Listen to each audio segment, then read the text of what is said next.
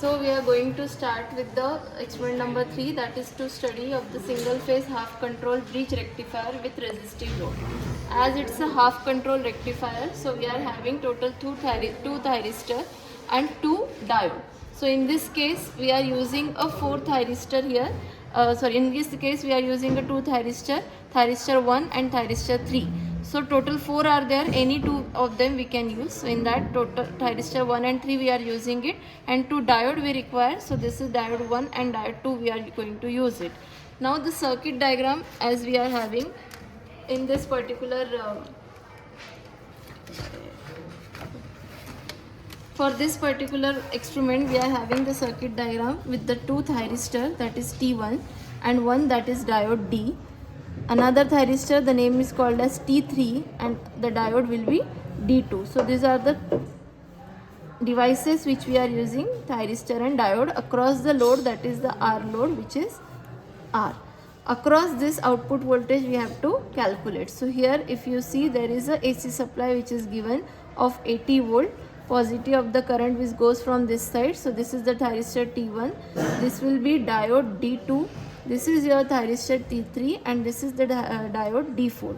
So for this particular diagram we have to do the connection. In this case, if you see, this is my point number A and this is my point number B. So positive, due to the 18 volt supply, which is the AC supply, the current is flowing through positive of the polarity to the negative of the polarity. So from positive of the polarity it goes to the T1 of the anode. So T1, when we do the connection, from we have to take it 18 volt, as we are require 18 volt AC supply. So this 18 volt is moving towards to T1 anode. So this is your thyristor 1 we are using, it is connecting with the anode. Next point, when it is goes to after the current from cathode of the T1, it is connected to the cathode of the T3. So this is my T1 with the cathode of T1, and this is my T3, and their cathode is this one. So here it's one, another connection is done. After that T3, it goes to the load positive. So from, if you see, T3 from cathode of the T3, so from this point it's going to the load positive. Then load negative, load means another point of the resistive load, not negative but another point of the resistive load, it goes to where? It is goes to the diode anode. So another point of the load, that is this one, is goes diode anode side. So this is my D2 and this is my D4. So another point of the load is goes to the anode of D2. This is my anode, so goes to the anode of D2. Then D2 and D4 both are short. Anode of D2 and D4 anode both are short. So anode of D2 and anode of D4 both are short. Then D2 cathode and T3 anode both are short. D2 cathode. So this is your D2 cathode and T3 anode. T3 anode means this one, T3 anode, both are short. Then D4 cathode and T1 anode. D4 cathode and T1 anode are short. These two are also short. So now the connection is ready. The left part is negative of the supply. So negative of the supply is going where? It is going to the T3 of anode. So you can say from 0 volt I can connect it to the T3 anode T3 or cathode D2. Anode T3, this is my T3, their anode is this one, or you can connect the same thing to the cathode of D2, means here you can connect it. So any one of the supply is fine. So according to this, the connection is done. Once the connection is done, we have to give the gate pulses as well. So this is nothing but the gate circuit, where this circuit is open. So we have to first close the circuit, pulse 1. Then only pulse gate current will flows to the thyristor T1 and T2. So in this way we have closed the circuit. After that, these are the, as we have 4 thyristor, for all the 4 thyristor gate pulses are given, and gate is always connected with the, this is your gate terminal. Gate is always connected to the cathode terminal, not to the anode terminal. That's why it is given G1 K1, G2 K2, G3 K3, G4 K4 for all thyristor 4 gate pulses which is given. So as we have we used T1 and T3, so G1 will be connected to the gate pulse of T1, while K1 will be connected to the gate pulses of thyristor cathode of T1 only. So this is my pulse which is given to gate thyristor 1. Similarly, as we require the third thyristor, so we require the third gate pulse. So G3 will be connected to the gate 3 of the thyristor T3, and K3 will be connected cathode of the thyristor T3. Now after doing the whole connection, we have to ground the circuit. So this is the ground terminal which we have to connect it at the end of your ground terminal, which will be connected from here to load second point. So this way the connection is to be done. Once the connection is done, we'll start doing the practical. Before that, we should know what is the observation table. So observation table, here we require input voltage, that is your Vs, then we require a division, then we require alpha, then we have to calculate the output voltage, that is V0, theoretically and practical. So both the reading we have to calculate. For theoretical, the formula is V0 equals to Vm upon pi 1 plus cos alpha. As we all know, Vrms value is nothing but 18 volt, where Vm is nothing but equals to, according to the formula, it will be Vrms equals to Vm by root 2. So Vm is equal to root 2 into 18.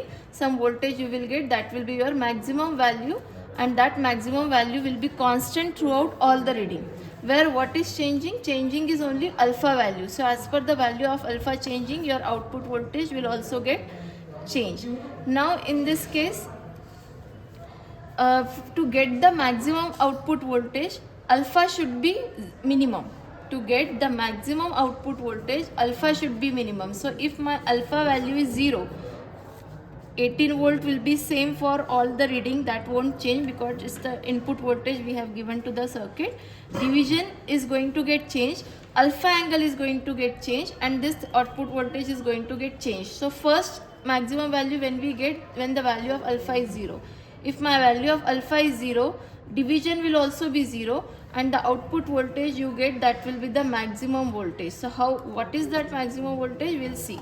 Now in this case, if you see, we have used one, this is our DSO, digital storage oscilloscope, to check the output voltage as per the firing angle. So that is connected, the port is connected, the output voltage, it is connected across the output voltage, it means across the load, and one multimeter we are going to use it across the load only to get the practical output voltage.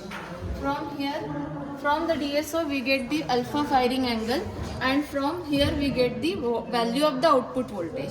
So right now the voltage we are getting, that is the maximum voltage we are getting. It means the alpha is 0, then only we get the maximum voltage. So in this case my alpha is 0, you can see, that's why you are getting the maximum voltage. After that you won't get any voltage supply. Let's see how much voltage we are getting when my alpha angle is 0. So if you see, I have connected one multimeter across the load. Accordingly, I am getting the voltage, that is 16.74. So for alpha 0, division 0, the output voltage, which is the practical one, that is 16.72. This is the maximum voltage which we got. Theoretically, we can calculate by putting the value of alpha 0, and by putting the value of Vm, you get the V0 value. So this way you get the theoretical value by using this formula.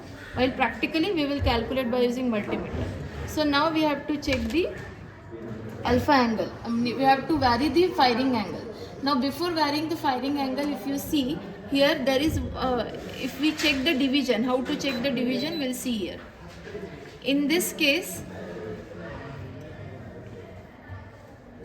yes, in this case if you see, from here from here your cycle is going to start. So from 0 it's starting, this is your pi, and then this is your 2 pi, means one complete cycle is having a 360 degree.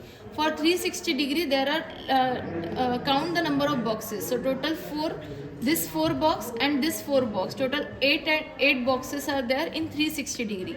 So we have to check how many angle will be there for each division. So these are the boxes, and in each box there is a 5 division, so that dotted line which shows the division here. So in this case total 5 divisions are there in one box, so total 8 boxes are there. It means we are having 40 divisions, because 8 into 5 division is nothing but 40 division. So how we'll get the angle? For 40 divisions will be there for 360 degree. Then for one division, how many degree that we have to calculate? So this will be 360 into 1 divided by 40, which is 9 degree. So this 9 degree is nothing but equals to 1 division. Okay, 9 degree is nothing but 1 division. Now we'll change the firing angle. First reading was alpha equals to 0. Now we'll change the reading. Now let's see how many the divisions are. If you count the division here, as I said, in one box 5 division are there. So right now here you can see 1, 2, 3, 4. Total 4 divisions are there.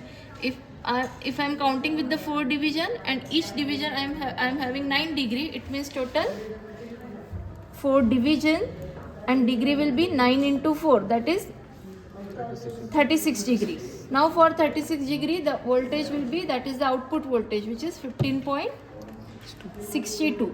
Similarly, let's check the another reading by varying the firing angle. Now see, I have again varied the firing angle. It's the whole one box is coming in, one box is included with the 5 divisions. So here you can see total 5 division, and 9 into 5 will be 45. For 45 degree we got the output voltage 14.52. Again we'll change the firing angle.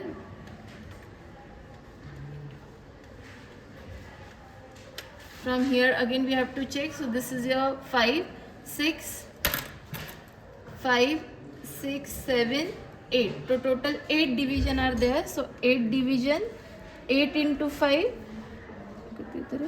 40 degree. 8 into 9.